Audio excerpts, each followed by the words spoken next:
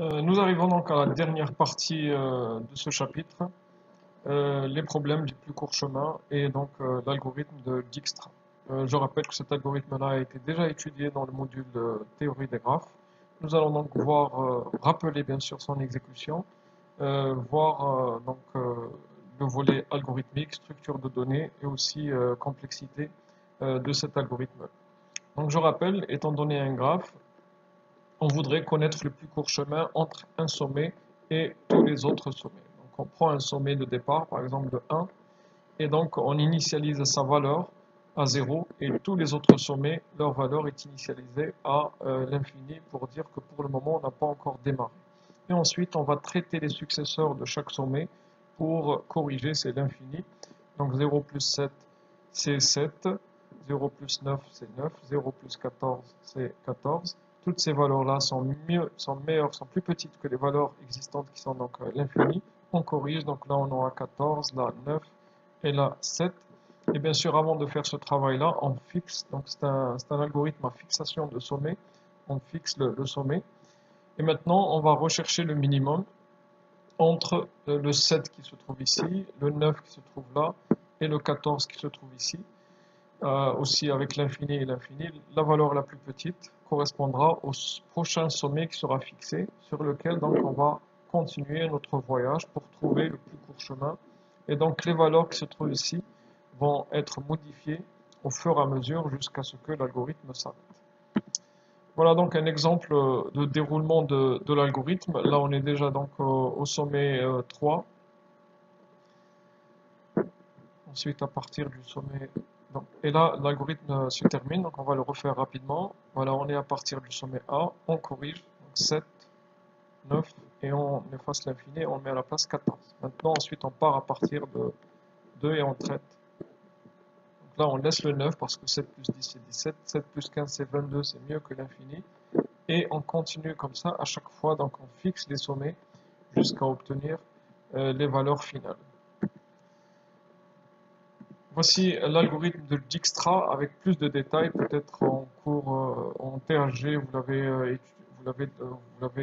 disons, étudié de manière plus abrégée. Ici, donc, on montre même les structures de données qu'on utilise.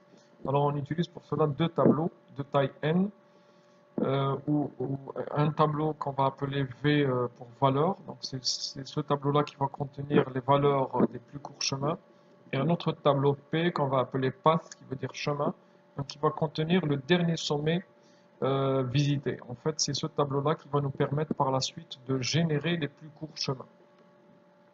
Ensuite, la première chose qu'on va faire, on va donc stocker la valeur 0 ici pour le sommet S, S étant le sommet de départ, dans notre cas c'est le 1. Alors pour P de S, on stocke S, on va voir par la suite dans le déroulement pourquoi on fait ceci. Ensuite, nous avons une boucle répétée, donc on va répéter pour chaque sommet, à chaque fois, on fixe un sommet. Donc la première des choses, ici, nous avons donc un algorithme qui permet de rechercher le minimum, tout simplement, dans le tableau V. Rappelez-vous, au début, le tableau V contient ici 0, et partout, on a de l'infini. Donc c'est sûr que le minimum au début, c'est 0. Donc, on va faire toute une boucle de ρ de n pour chercher le minimum qui est 0. Une fois on le trouve, on teste qu'il est inférieur à plus l'infini. Ce test-là, en fait, est important parce que des fois, on a des sommets qui ne sont pas atteignables. On ne peut pas y accéder. Donc là, nous avons 0. On fixe le x, c'est-à-dire le sommet qui contient la valeur 0, entre autres donc le 1. Et ensuite, voici la partie donc, la plus importante de l'algorithme de Dijkstra, c'est la mise à jour de ces valeurs. Donc on va tout simplement faire 0 plus 7. Donc voici le 0, c'est le v de x.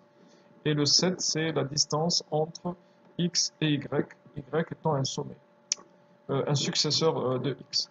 Donc si on trouve que 0 plus 7 c'est inférieur par exemple à l'infini ou on a un 9, qu'est-ce qu'on fait? On corrige la valeur.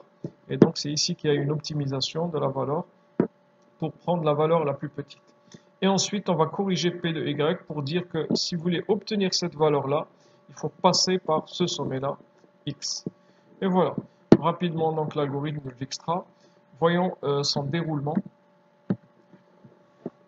pour mieux comprendre l'algorithme et pour mieux maîtriser aussi sa complexité. Alors le déroulement qu'on vous propose ici, il est plus abrégé par rapport à celui que vous avez vu dans la théorie des graphes. Donc, on représente essentiellement les structures de données. Le tableau V, le voici. On va voir donc tous ces états à chaque fois qu'ils changent.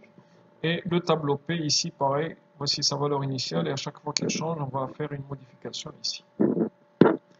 Donc là, ça, c'est les sommets. Ici, on va mettre les sommets marqués. Et à la fin, donc, on va obtenir le résultat final. Donc, au début, on prend le sommet de départ et on met la valeur 0. Et pour tous les autres, on met l'infini. Dans le tableau P, pour le sommet 1, on met le sommet lui-même, et pour tous les autres, on met 0. Ici, 0 veut dire que c'est un sommet qui n'existe pas. Si vous avez un sommet qui s'appelle 0, là, il ne faut pas mettre 0, il faut mettre moins 1 ou n'importe quelle valeur qui n'existe pas. Donc, si par exemple le sommet de départ c'est 5, là, il faut mettre ici 0, et partout l'infini. Et dans ce tableau-là, là, il faut mettre 5, et non pas 1. Il faut mettre le nom du sommet de départ, 5, et partout des 0. Allez, on commence. L'algorithme de Dijkstra, c'est 2 étapes. Première étape, chercher le minimum. Deuxième étape, mettre à jour éventuellement la valeur des successeurs. Donc le minimum ici, c'est clair, c'est le 0, qui correspond au sommet 1. Donc le sommet 1, ça sera le premier sommet marqué. Maintenant, on va traiter les successeurs de 1, qui sont le 2, le 3 et le 4. Donc on va prendre la distance 0, et on va l'ajouter 0 plus 4, 0 plus 1, 0 plus 2, et on va la comparer avec la valeur existante de ces deux sommets, de ces trois sommets, de ces trois successeurs. Si on trouve que la valeur est plus petite, donc on corrige, et là, c'est ce qu'on va faire. Pour le sommet 2, 0 plus 4, c'est 4, c'est mieux que l'infini, 0 plus 1, c'est 1, c'est mieux que l'infini, et 0 plus 2, c'est 2, c'est mieux que l'infini. Une fois on fait ce travail-là, on exécute l'instruction P de y égale à x, c'est-à-dire on corrige la valeur de P aussi. Dès qu'on modifie dans V, il faut modifier aussi dans P. Rappelez-vous l'algorithme. Donc là, on va tout simplement prendre le sommet marqué, c'est le x, et on va écraser ces valeurs 0. Donc on aura 1, 1, 1. Ici, ces valeurs-là disparaissent. Voilà, on a terminé une itération. Maintenant, on n'a qu'à faire descendre les valeurs du tableau V. Alors, je vais faire descendre uniquement les valeurs de 5 et 6 pour le sommet 1, puisqu'il a été fixé. Je ne vais pas le faire descendre, même si le 0 en fait existe, mais on va arrêter ici pour ne pas qu'il nous dérange lorsqu'on va chercher le minimum pour la prochaine itération. En réalité, bien sûr, le 0 existe. On va d'ailleurs le reporter dans la valeur finale. Maintenant, le minimum, c'est le 1, ça correspond au sommet 3, et donc on fixe le sommet 3. Maintenant, on va traiter les successeurs de 3 qui sont le 4, le 5 et le 6. Donc on va prendre la distance parcourue jusqu'à maintenant. N'oubliez pas, nous avons déjà 1 km au compteur. Donc 1 plus 1, ça fait 2. 1 plus 4, ça fait 5. Et 1 plus 6, ça fait 7. Alors 1 plus 1, ça fait 2. Et nous avons déjà, pour le sommet 4, nous avons déjà 2. Donc on ne va pas corriger, on aura ici un 2. Par contre, pour 5 et 6, 1 plus 4, c'est 5, c'est mieux que l'infini. Et 1 plus 6, c'est 7, c'est mieux que l'infini. Donc on va avoir ici 2. Aucun changement, et là 5 et 7. Une fois on fait ce travail-là, on fait le même travail ici.